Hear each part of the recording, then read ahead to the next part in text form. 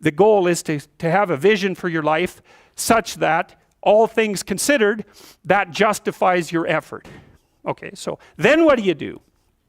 Well, then you turn down to the micro routines. It's like, okay, well, this is what I'm aiming for. How does that instantiate itself day to day, week to week, month to month? And that's where something like a schedule can be unbelievably useful. Google Calendar. It's like, make a damn schedule and stick to it. Okay, so what's the rule with the schedule? It's not a bloody prison. That's the first thing that people do wrong. They say, well, I don't like to follow a schedule. Well, it's like, well, what kind of schedule are you setting up? Well, I have to do this, then I have to do this, then I have to do this, and then I just go play video games, because who wants to do all these things that I have to do? It's like, wrong. Set the damn schedule up so that you have the day you want. That's the trick. It's like, okay, I've got tomorrow. If I was going to set it up so it was the best possible day I could have, practically speaking, what would it look like? Well, then you schedule that. And obviously there's a bit of responsibility that's going to go along with that, because if you have any sense, one of the things that you're going to insist upon is that at the end of the day, you're not in worse shape than you were than at the beginning of the day, right? Because that's a stupid day. If you have a bunch of those in a row, you just dig yourself a hole and then you bury yourself in it. It's like, sorry, that's just not a good strategy. It's a bad strategy. So maybe 20% of your day has to be responsibility and obligation, or maybe it's more than that, depending on how far behind you are. But even that, you can ask yourself, okay, well, I've got these responsibilities. I have to schedule the damn things in. What's the right ratio of responsibility to reward? And you can ask yourself that, just like you'd negotiate with someone who is working for you. It's like, okay, you got to work tomorrow. Okay, so I want you to work tomorrow. And you might say, okay, well, what are you going to do for me that makes it likely that I'll work for you? Well, you could ask yourself that, So maybe you do an hour of responsibility and then you play a video game for 15 minutes. I don't know, whatever turns your crank, man. But, you have to negotiate with yourself and not tyrannize yourself.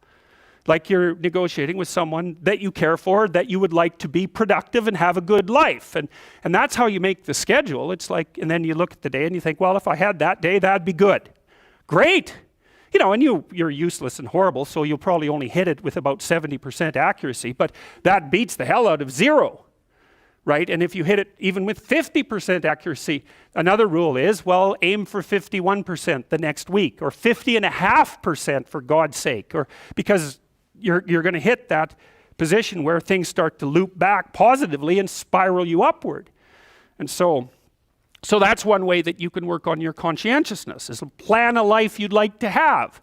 And you do that partly by referring to social norms. That's more or less rescuing your father from the belly of the whale. But the other way you do that is by having a little conversation with yourself about, as if you don't really know who you are, because you know what you're like. You won't do what you're told. You won't do what you tell yourself to do. You must have noticed that. It's like you're a bad employee and a worse boss. And both of those work for you. You don't know what you want to do, and then when you tell yourself what to do, you don't do it anyways. You should fire yourself and find someone else to be. But my point is that you have to understand that you're not your own servant, so to speak. You're someone that you have to negotiate with, and you're someone that you want to present the opportunity of having a good life to. And that's hard for people because they don't like themselves very much.